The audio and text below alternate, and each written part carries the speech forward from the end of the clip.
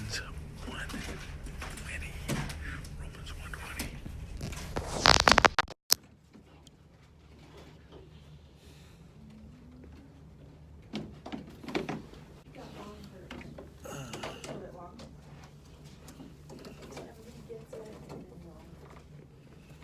Okay, do you want to read that for me? Look at. For since the creation of the world, God's invisible qualities, his eternal power and divine nature, have been clearly seen, being understood from what it has been made, so people will all without excuse. Okay, does anybody have another version that they'd like to read? Did it read differently than anybody else's Bible? Okay, so let's look at that. For since the creation of the world, God's invisible qualities, his eternal power and divine nature, have been clearly seen, being understood from what has been made, so that people are without excuse. So let's talk about that. So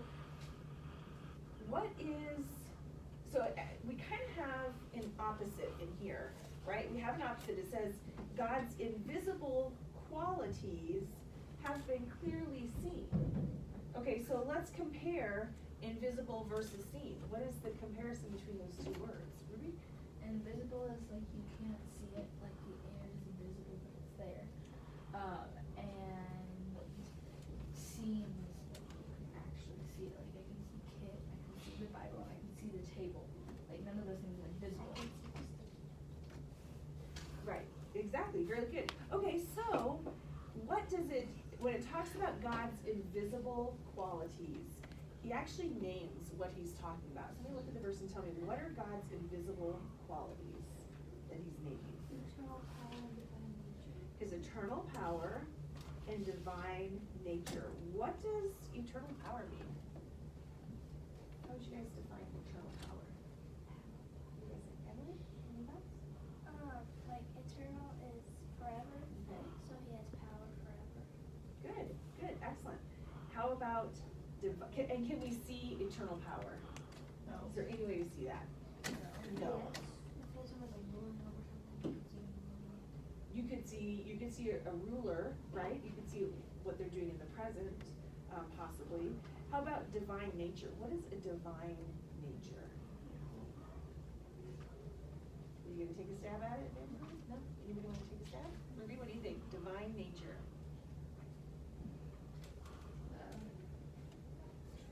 Where to explain divine? What did you say, Kit? Wonderful. Wonderful, okay. Powerful. It's like wonderful nature, so like kindness. Let's start with nature.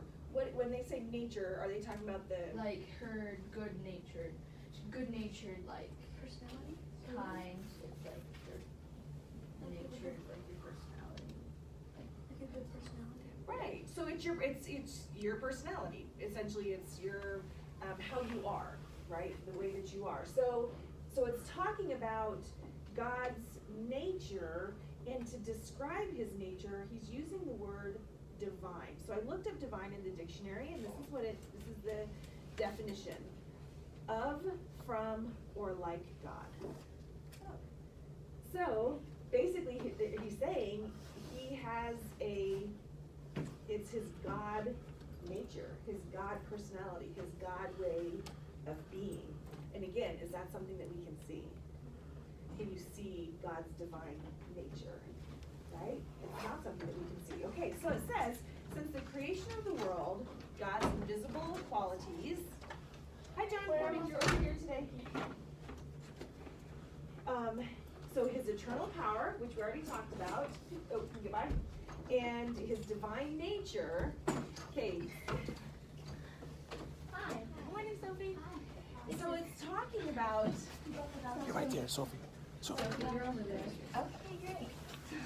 So you guys were in Romans 1:20. So we're talking about two things that are invisible, right? But what does it say? You guys look at your verse. It says his invisible qualities, eternal power, and divine nature have been what? Clearly seen. Okay. I think through like what he's done, you can see the stuff that he's done through his divine stuff. Okay, that's good. So read the second half of that verse. Have been clearly seen,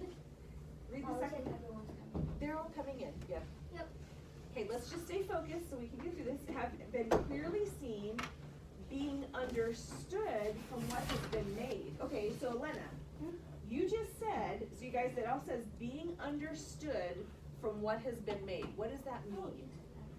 What does that mean? What does it mean to something to be understood from what has been made? Okay, so if we look at from what has been made, what does that mean? All of creation, right? John, we're in Romans 1:20, if you want to get your Bible out for that.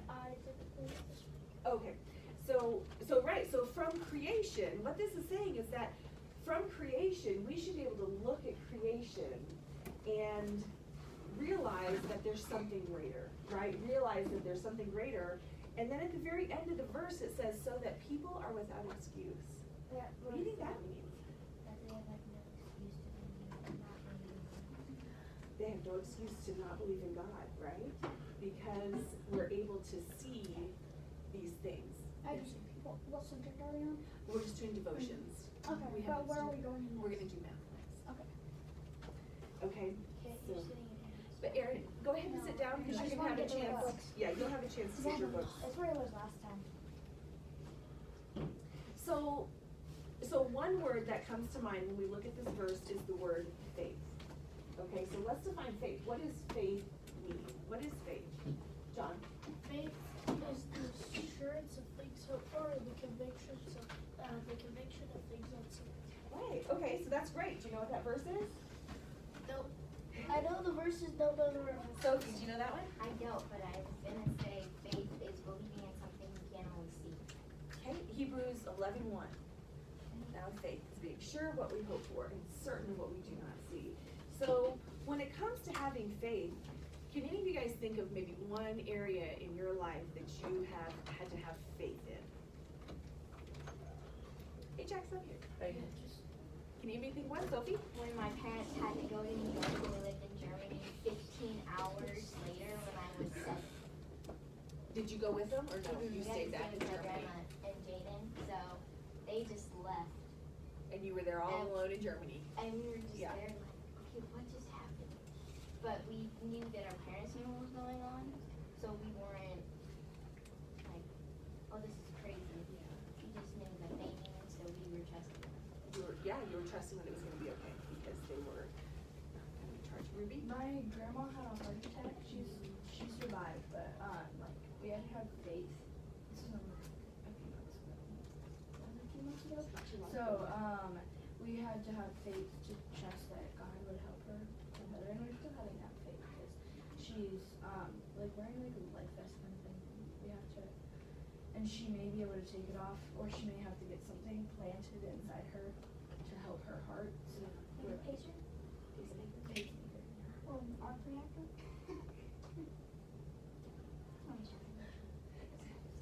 Oh, the Tony Stark baby. Yeah. Okay, Iron Man, turn her into Iron Man.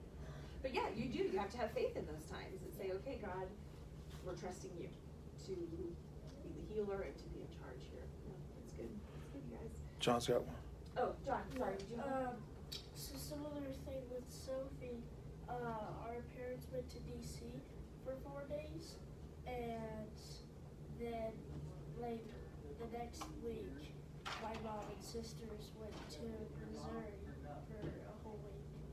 So, yeah. At first it was the one kids, and then it was my mother. Yeah. Right now it's like 70, so you're gonna be born. So if you have to, when you change the air conditioner in this room, it affects other people.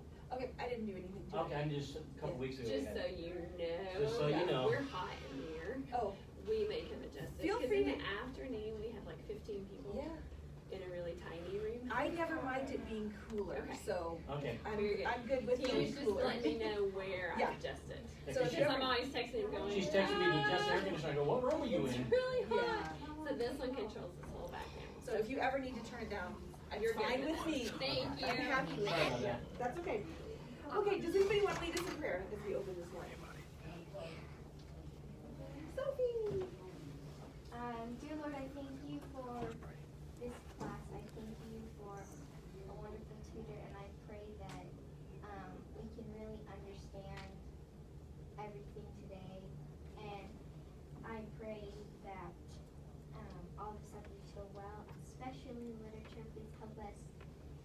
respectfully disagree, actually respectfully. And it's just saying Amen. Okay. That I want to just cover real quick. So, and Sophie, you kind of led into